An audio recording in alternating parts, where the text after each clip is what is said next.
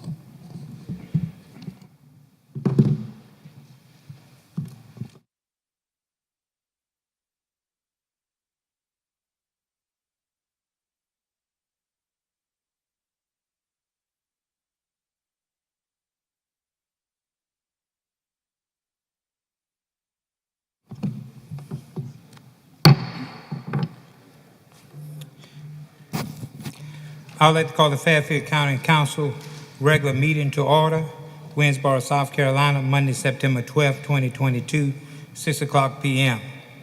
Can we get a motion to approve the agenda? So moved, Mr. Chairman. Second. It's been moved and second. Any discussion? All in favor, aye. Aye. Opposers, nay. Let the record show 7-0 approval of the minutes.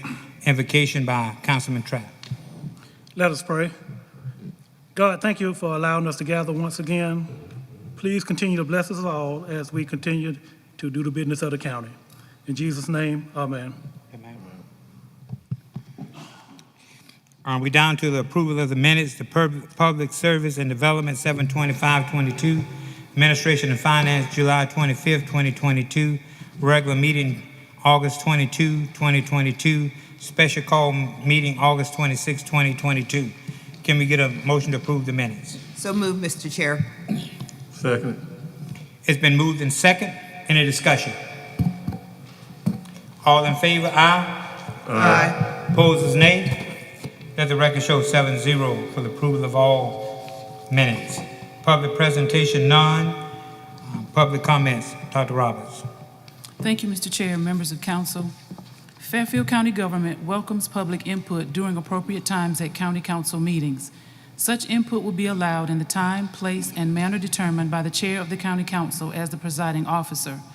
Persons wishing to speak must conduct themselves in the following manner: sign up at the appropriate time to speak, should refrain from engaging in conduct or speech that seeks to disrupt or disturb the meeting, must respect the time limit for the public comments, and must refrain from personal attacks or personal statements about any individual or individuals. Such statements are disruptive because this part of our meeting is not conducive for such exchanges between individuals. As stated, speakers are expected to express themselves within the time, place, and manner previously described. Any violation will result in a warning from the chair of county council or the presiding officer. Any failure to heed the warning of the chair or presiding officer will result in the violating speaker forfeiting their opportunity to finish speaking or to speak during the remainder of the meeting. Council welcomes the comments from members of the public and asks for the cooperation of everyone to allow for the orderly conduct of the people's business. 3 persons signed up to speak. Sue Rex is the first.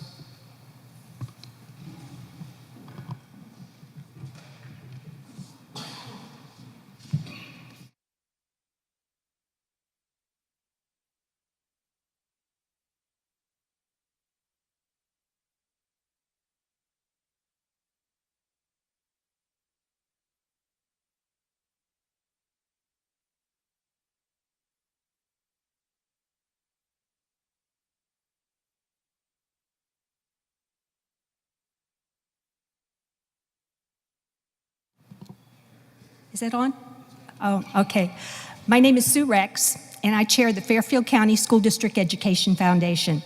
I was speaking at second reading, but the fact that this is an open meeting for the community, I'd like to share again what we hope to accomplish with our Fairfield Education Foundation.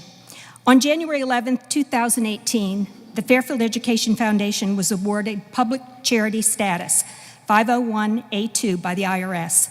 This designation legally established us as a sole-purpose charitable foundation. Since that time, our foundation has pursued our mission to support the needs of the Fairfield County schools. Our foundation has two major goals that we have identified as priorities. The first one has been to continue providing scholarship assistance to our graduating students, and the second one has been to address the state and national crisis of recruiting and retaining outstanding teachers for rural school districts. Because of this need, our foundation is in the process of building the first residential teacher village in South Carolina and one of the very first in the nation.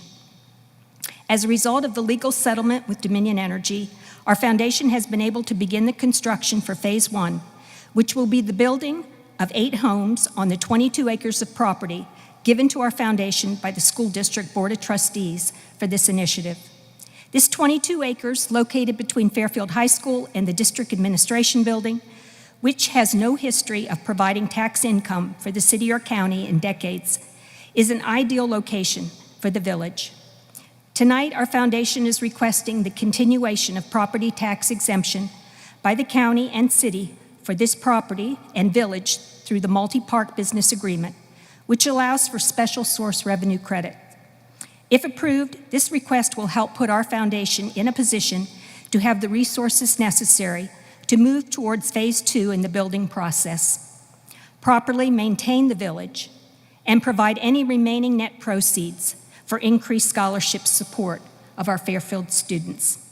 It is our hope that over time, net proceeds from the Teacher Village will contribute to the establishment of a scholarship endowment to support Fairfield students in perpetuity. The foundation appreciates the County Council's consideration of this request to assist us in our mission to benefit the county, its school district, and its students. With me this evening are several of the members of our foundation board and also our attorney with Nexon Pruitt, Mr. Bernie Maybank, who has also served during his career as the director of the Department of Revenue. Thank you very much. Yvette Howard.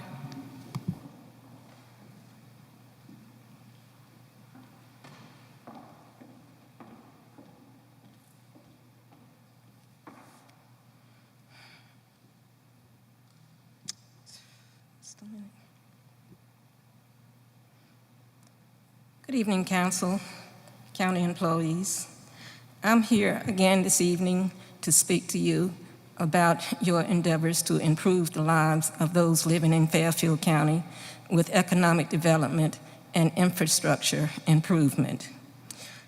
Whenever we come up here to speak with you, usually people want to say something that they agree with or do not agree with. But when we come before you, surely we must not show feelings of anger or resentment when addressing our board members. In the past, when people did not agree with our serving bodies, their feelings were voiced. However, the voice of citizens were stern but respectful. We should not antagonize our council nor citizens who would possibly agree with them. Disrespect and animosity are not necessary when addressing our concerns in this area. We do not want to kindle hostility. This is not the dog ages when intellect was at a decline. This is 2022. We must not cause ill feelings among the citizens of Fairfield County. We all wish to move forward in caring for her people. And I just want to say that what we saw at last council meeting was just the actions of somebody who was desperate and not able to get their way. But this is not the way that we behave. Thank you. Randy Bright.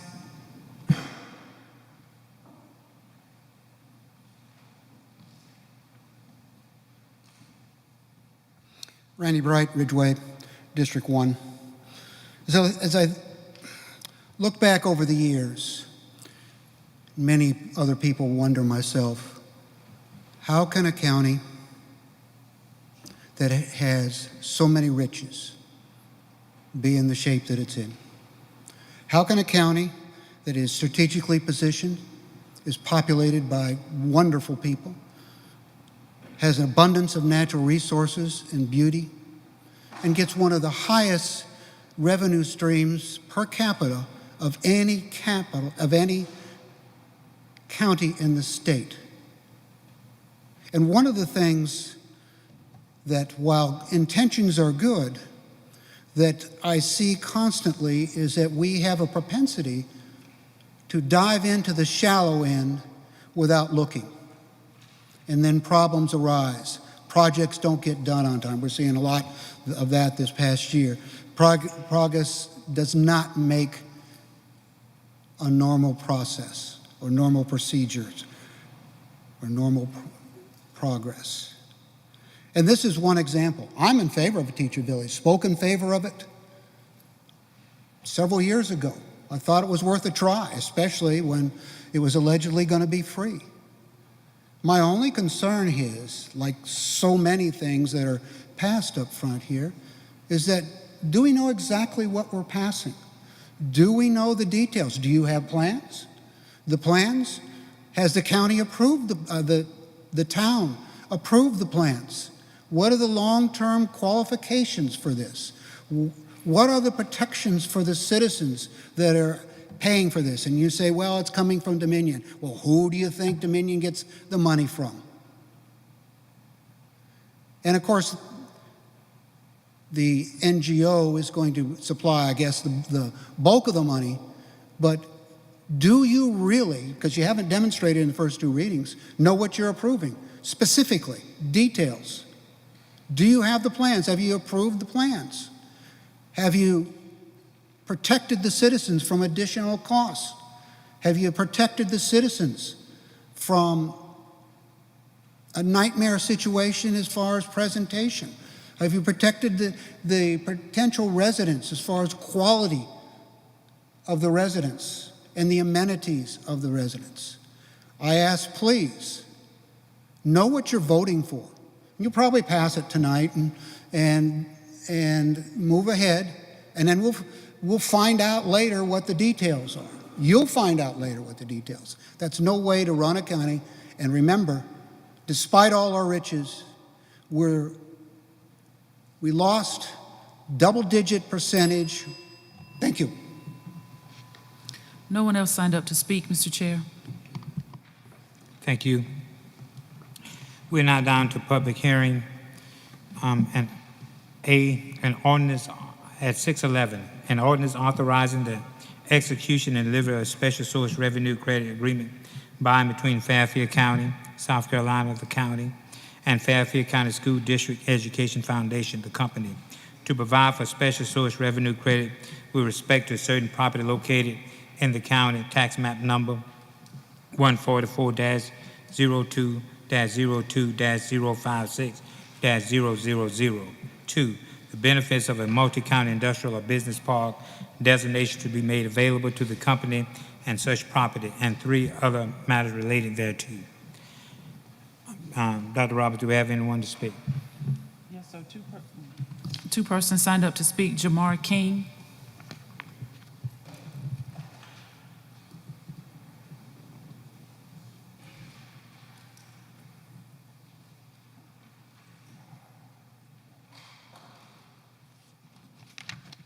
Hello, how you doing? I'm supposed to speak on the behalf of placing the vending machine in the police department. He signed up on the wrong sheet. I think I signed up on the wrong sheet. Yeah, he did. He should have signed up on the public comment sheet.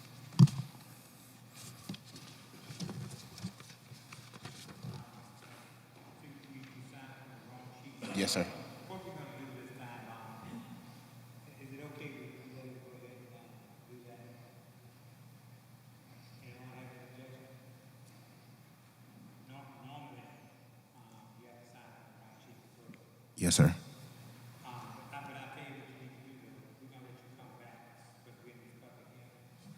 Yes, sir. Okay, yes, sir. Anybody else? Randy Bright.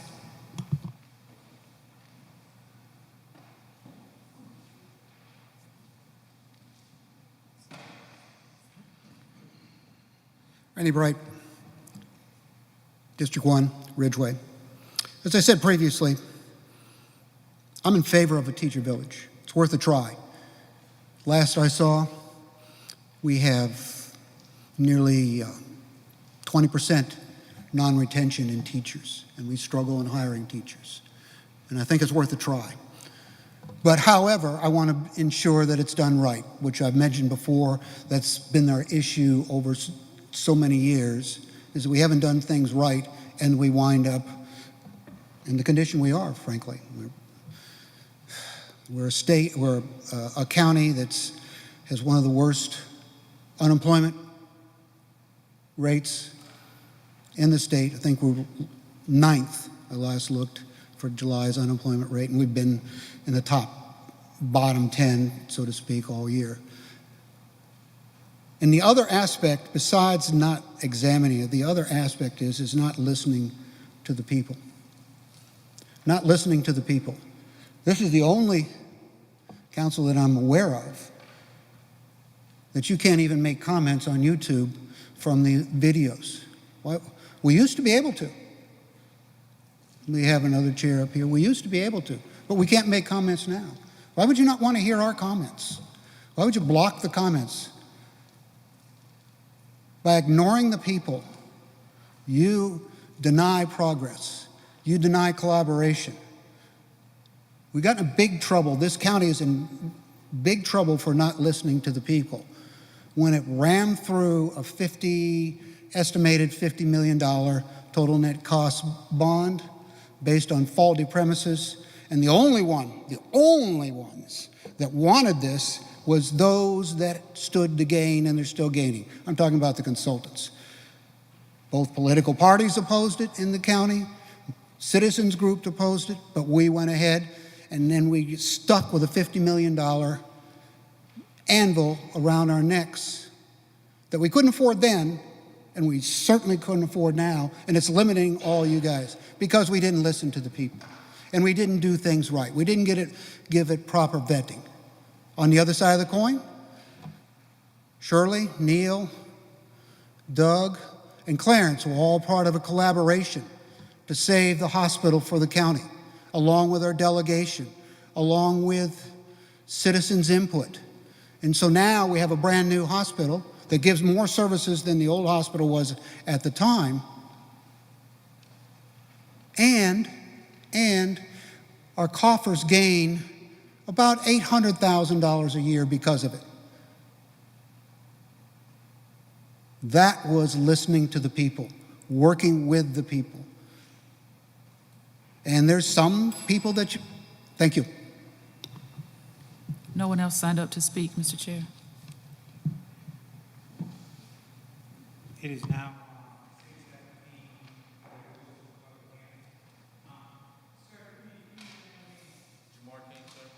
I'm Jamal King. Could you just go ahead and contact the administrator about, come on, Steve.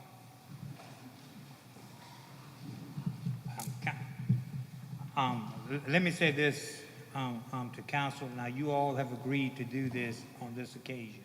So, oftentimes when something goes and we don't agree, we talk about it later, but all of council members agreed to allow him to do this. Okay? Just want to make sure that's noted. Yes, sir.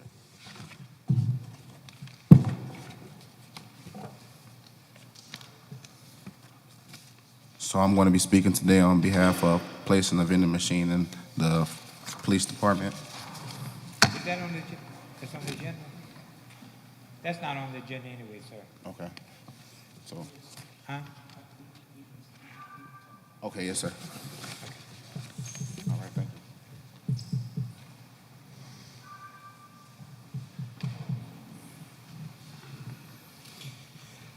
Okay, we're down to item 8, ordinance resolution is in order. Item A, second reading ordinance number 798, an ordinance to appropriate funds received by Fairfield County from the state of South Carolina pursuant to the Rural County Stabilization Funds established by Proviso 113.9 of the State General Appropriation Act, H. 5150. Can we get a motion? So moved, Mr. Chairman. Second. It's moved in second. Any discussion? Mr. Whitaker, you want to talk about it? Yes.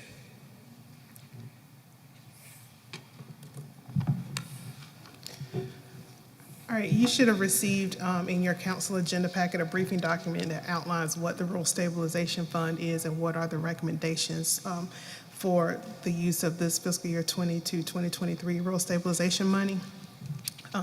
The Rural Stabilization Fund is a proviso that the General Assembly approved this year for any county that had a population growth as determined by the 2020 census of less than 5.35% since 2010.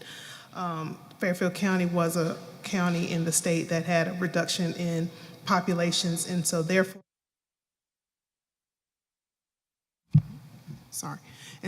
the county will be receiving $351,477 in rural stabilization funding. The recommended usage for the rural stabilization during this fiscal year is $100,000 for a land development study. The county zoning ordinance must be revised and updated as part of our comprehensive plan update. There is an increased interest in new development in Fairfield County.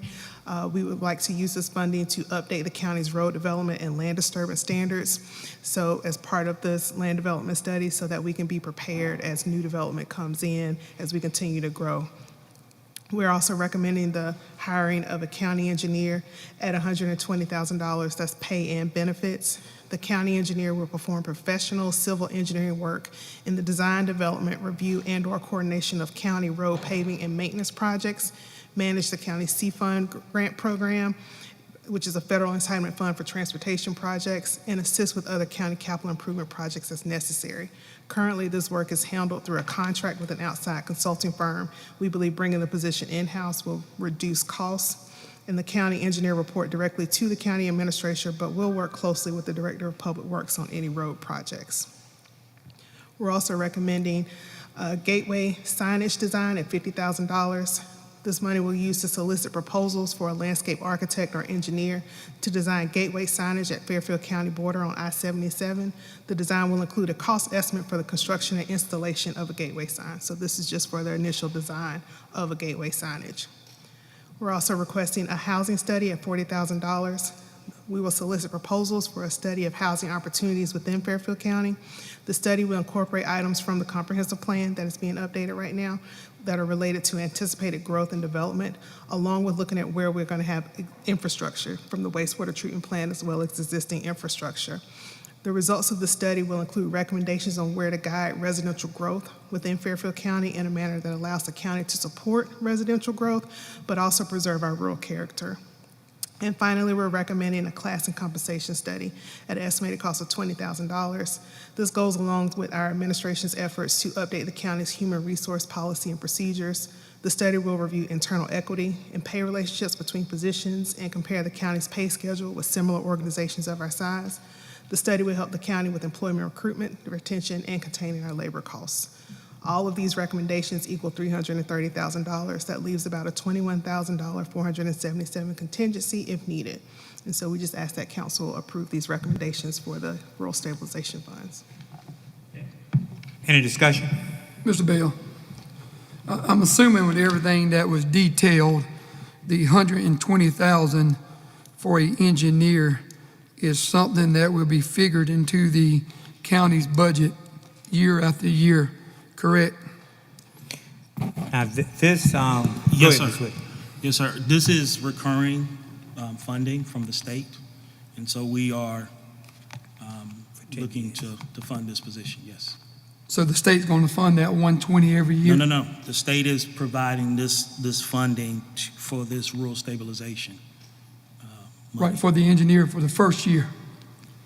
No, the state is going to provide us this $350,000. Right. It's a recurring, for counties that are experiencing this population decline. And the money, we are requesting that the money for funding that position come out of the rural stabilization funds. But will we receive that funding every year to fund that position? Yes. Okay. Okay, any other questions? Now, one of the things I guess I want council to note is this land development study. One of the things we have in this county is we have a lot of RD1 zoning. That means mining and wood mills can come across the county in any way because with all this RD1. This would help us look at all of this as we began to develop this county in a way. And oftentimes people have been talking about smart growth. Here is an opportunity for us to develop smart growth across this county. I mean, again, as we look at what we've talked about here in this rural county stabilization money, it's money that's provided to us from the state. And just like this sign, we've been talking about signage for, I know, 10 or 12 years since I've been trying to come to council meeting. Only been on here about 4, but we've been talking about signage. This help us to develop signage so when people see, they'll know where we are. So again, this is a good piece of work, and I want to thank the administration for laying this out. Any other discussion? If not, all in favor, aye. Aye. Opposers, nay. Let the record show 7-0 in favor.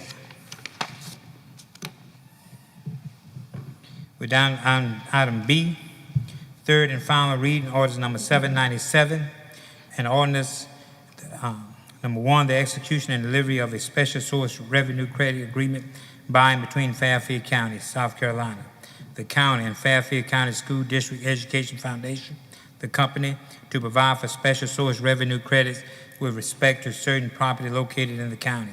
Tax map number 144-02-02-056-000. 2, the benefits of a multi-county industrial business park designation to be made available to the company and such property and other matters related thereto. So moved, Mr. Chairman. Second. It's been moved and second. Any discussion? Chairman, I would just like to know, since we are responsible for taxpayers' money, if any council member has reached out to see what the tax relief would be.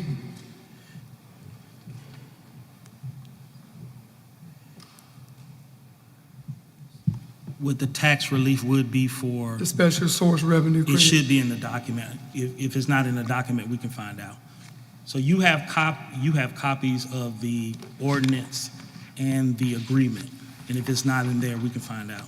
Okay. But you should have access to that information. We can find that out. Well, just to put on the record, I did reach out because I wanted to make sure that I was taking care of taxpayers' money. And if 8 homes were built at $200,000 value, you're looking at approximately $42,000 of tax relief. I'm also curious, as is the focus is to bring in qualified teachers for the children of Fairfield County, or teachers from other schools allowed to stay there. The STEM school is in the process of building a new school on the bypass. We also want great teachers in all schools in Fairfield County. Also, I have not seen or heard anything from the town of Winsboro that plans have been approved. No plans have been submitted to the town as of today. Any other discussion?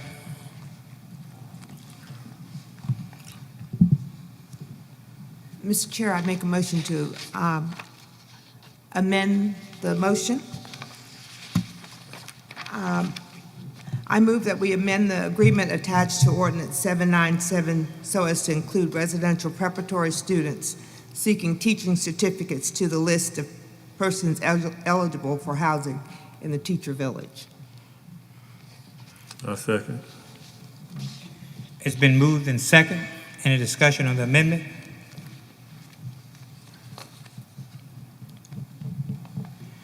All in favor of the amendment, aye. Opposers, nay. Nay.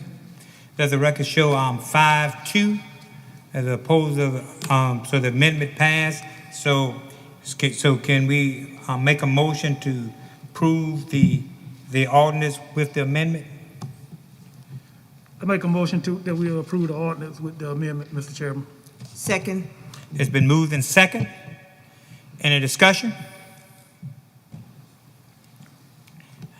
I guess I want to note one thing.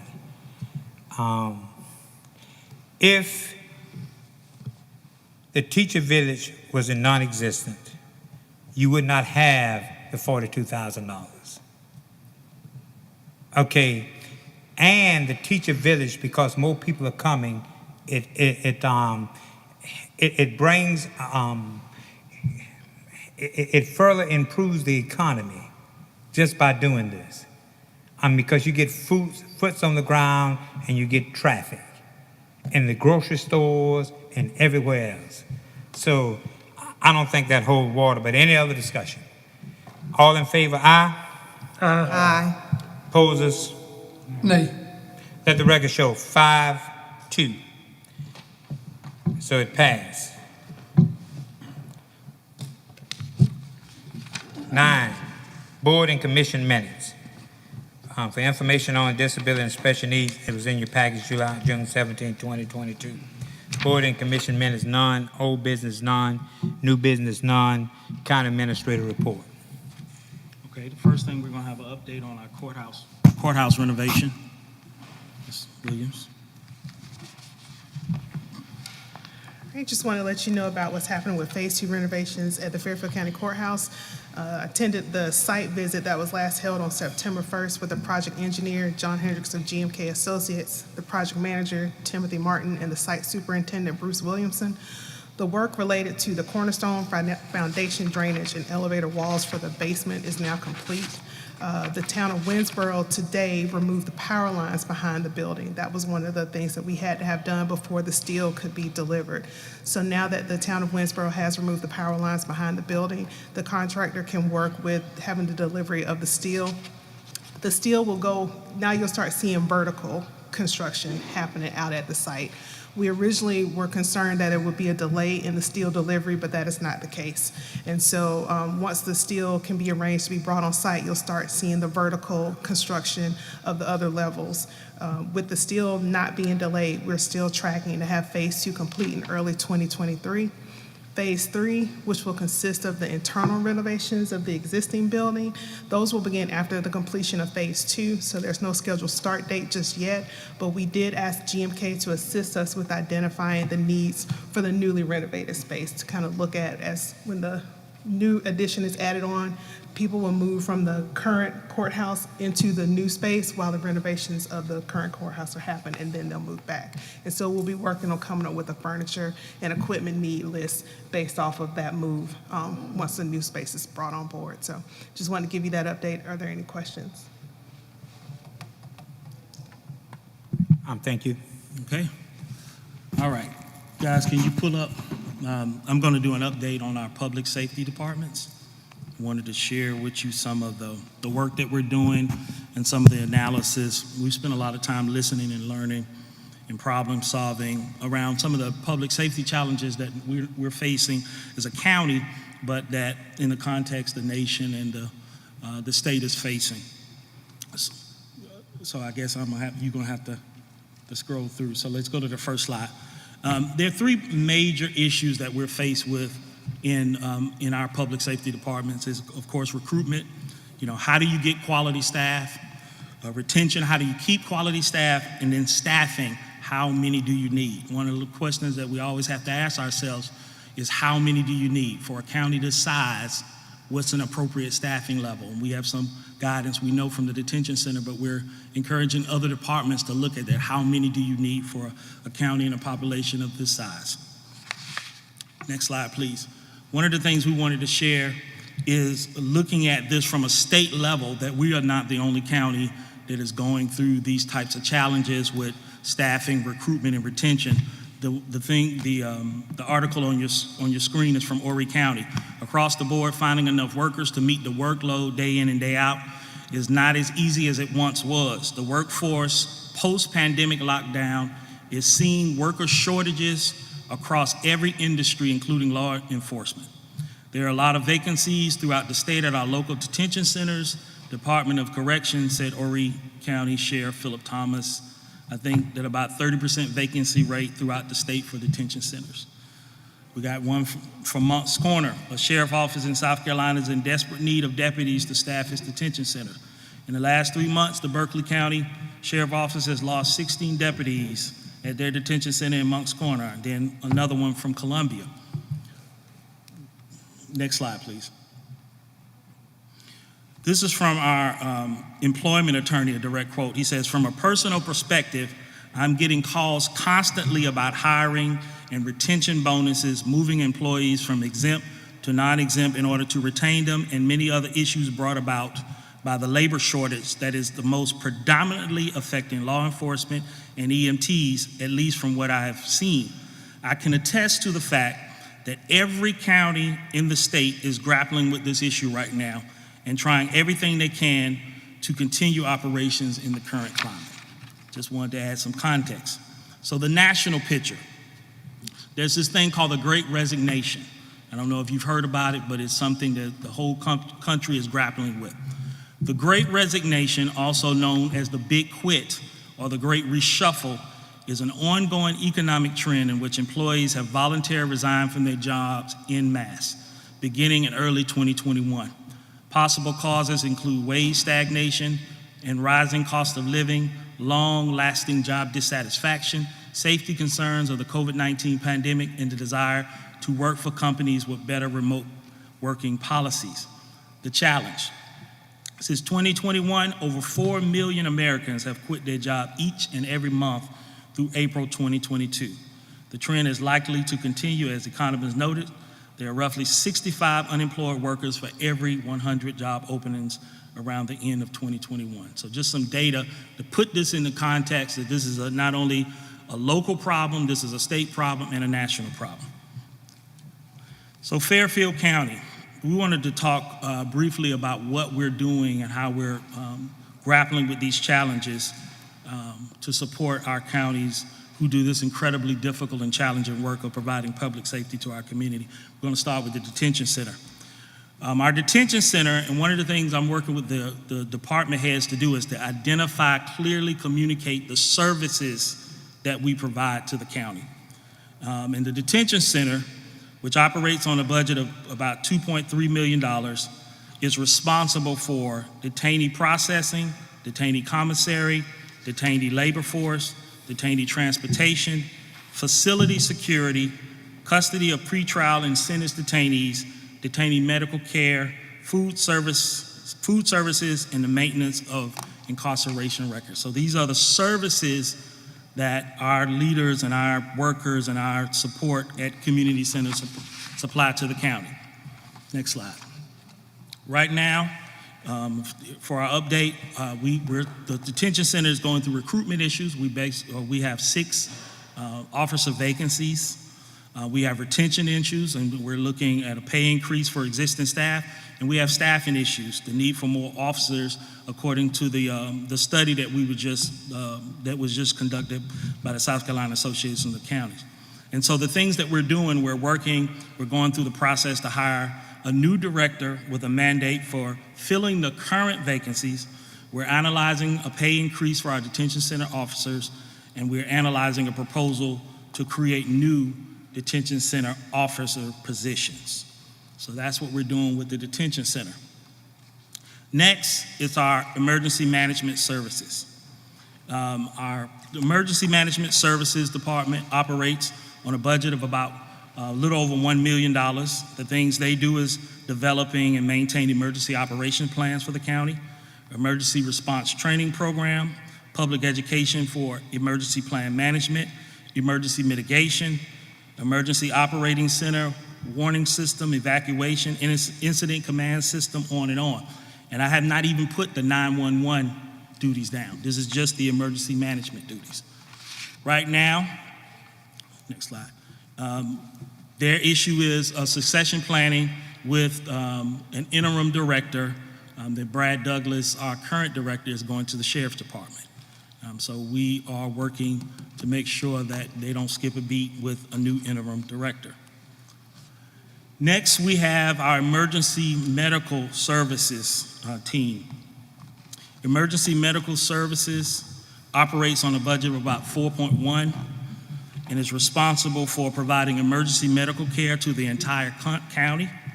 There's 710 miles and 2 large lakes, providing emergency medical care and patient transportation services, rescue and hazardous materials services, free educational classes to the community on first aid and CPR, supplying and maintaining AEDs located in various government buildings throughout the county, and developing and training on disaster plans for the county.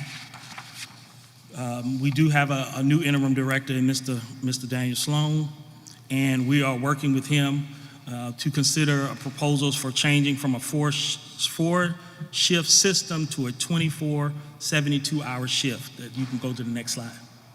Next slide, thank you. Increased rate of pay for the EMTs, and a reclassifying a position into a paramedic position. Okay. Next, we have our fire services department. Operates on a $1.1 million budget.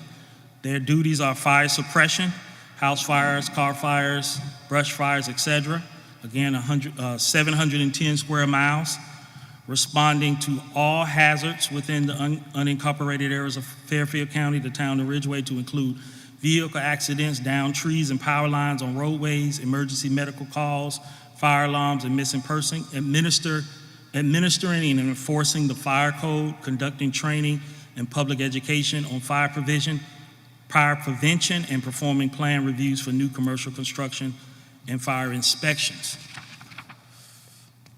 Right now, our deputy administrator is meeting with the fire services chief once a month to discuss challenges in fire services and to assist with the update on the fire services plan. Planning a volunteer recruitment open house later this month.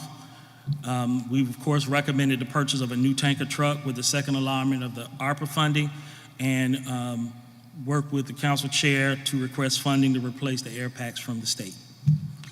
And last but not least, of course, is our sheriff office. The first thing we want to make clear is we do not control the sheriff's budget. So the sheriff has a budget, and I think I'll show that budget in comparison to some of the other budgets on the next slide, other local county share budgets.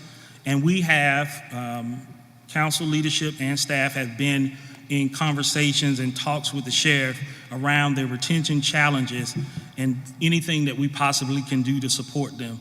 And of course, there are many strategies when it comes to the retention challenges. One of the things we wanted to show, and you can't really see it that well, but that the sheriff budget this year, I think, is around $5 million. And we looked at some other counties in comparison to see how our budget shapes up with these other departments. And I think we used Newberry and Chester, and you can see that their budgets are a little over $4 million. So based on the comparison, our budget is in alignment with what's going on in other regions, other areas of the state, other kind of similarly situated counties. Any questions or comments about the work that we're doing in our public safety departments to support what again, I reiterate, is a national and state and regional problem. And we're working along with the rest of the country to try to come up with some valuable solutions.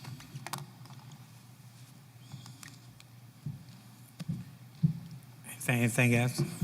That's it.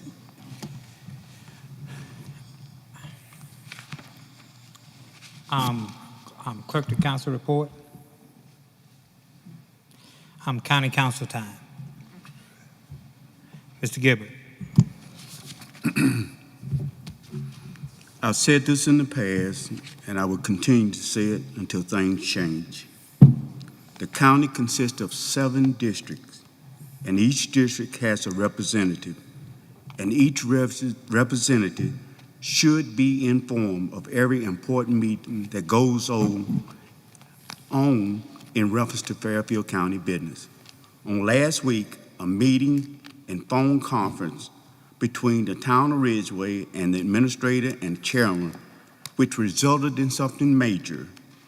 Some of us was unaware of the meeting nor informed of the results of that meeting. We didn't find out until it was mentioned in The Voice. You may not care for a couple of us, but we represent the citizens of the county also, and it is your duty to inform us of crucial and important meeting that's taking place. Too often, this is not the case. You claim that the board should work together, but how can we if we are excluded from some of us? Some of us are excluded. Maybe if the full board is included or aware of these meetings, they may go better. 2 or 3 of you do not represent all the county. You want us to work with you, then include us. If it's for the betterment of the county hired Mr. Chris Culp as director of the detention center over experienced candidates. Mr. Culp had no experience in detention center, nor does he have supervision experience. When Mr. Culp did not show up for work today, the staff at the detention center called the administrator to find out why. They were told that he did not want to give up his police certification. He would have to be certified for the detention center. That means that he would have to go to the academy for training, then go to the academy for a management training to be certified. This could take months for him to get the slot for the training and then wait for management training. This could take 6 months.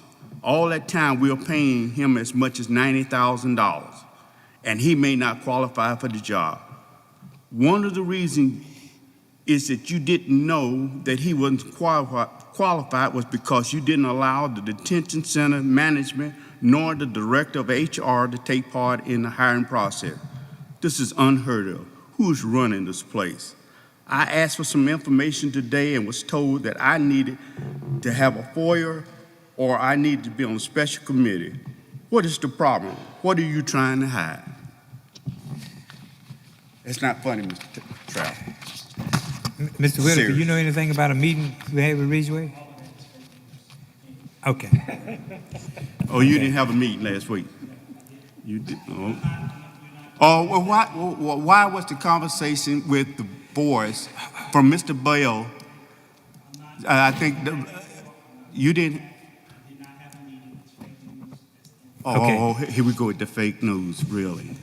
Okay, anybody else? Mr. Trout, why don't you grow up and quit laughing all the time, sir?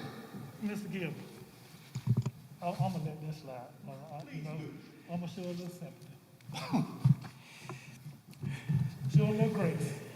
Mr. Chair, I got something. I think at the last meeting, you were kind of giving honor to the firefighters for their volunteer services.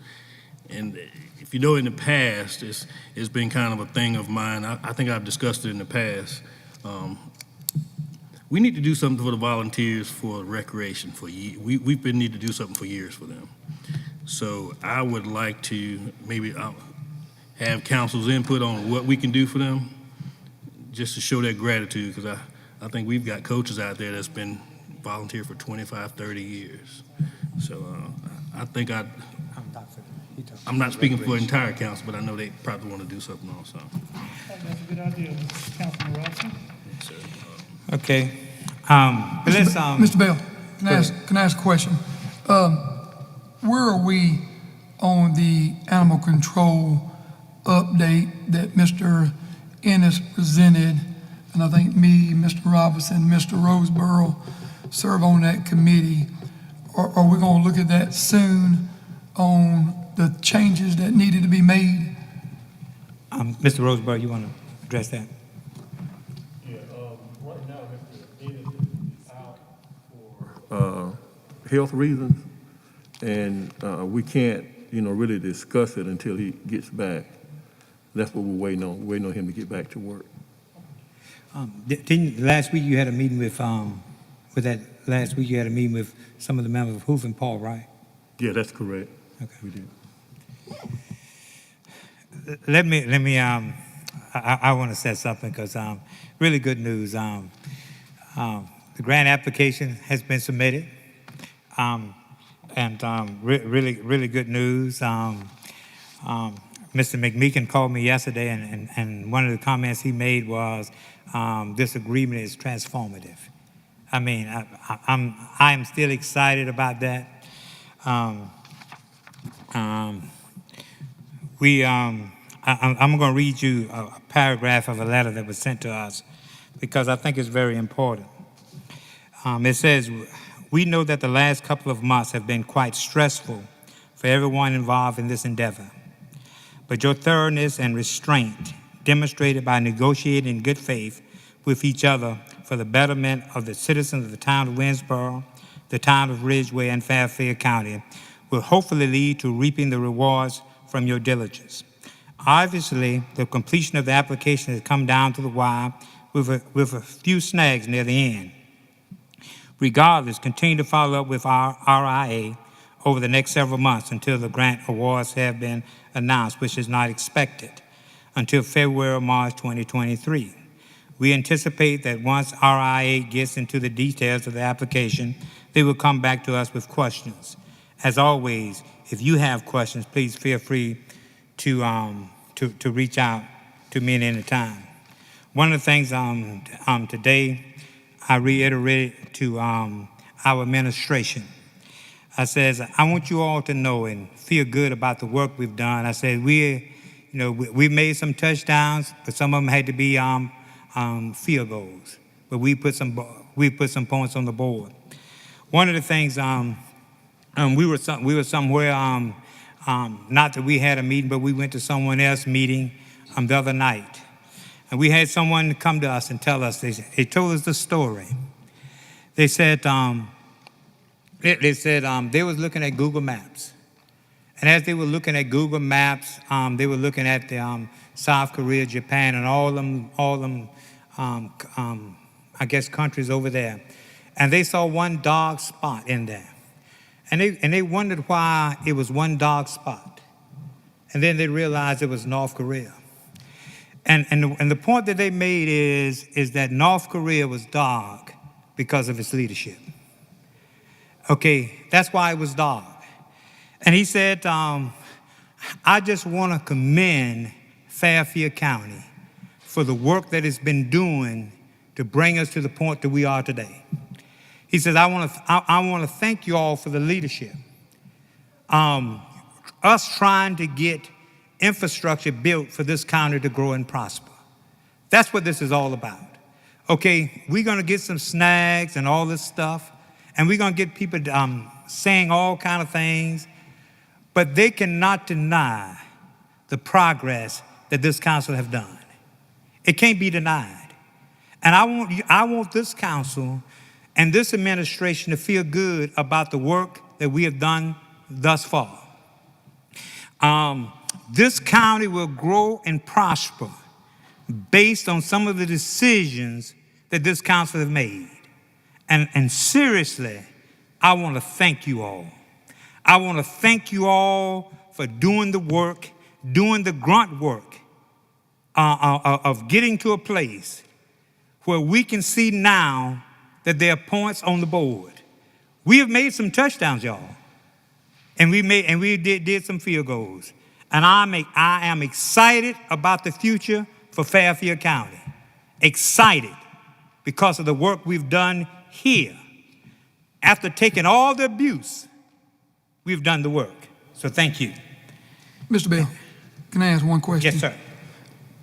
Can you tell me, like, the grants that were applied for? Can you tell me the amounts? Yes. It's $10 million in one grant, $10 million in the next grant. All right. Thank you. And we're talking about the grants that we worked on. Right. Yes. Thank you. Any other council time? If not,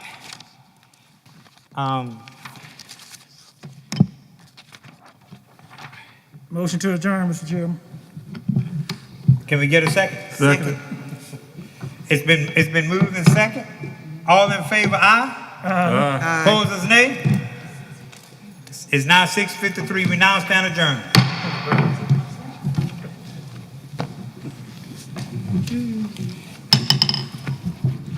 Right. You were nice, ain't you? I want to show some grace, man. Hey. Man, that,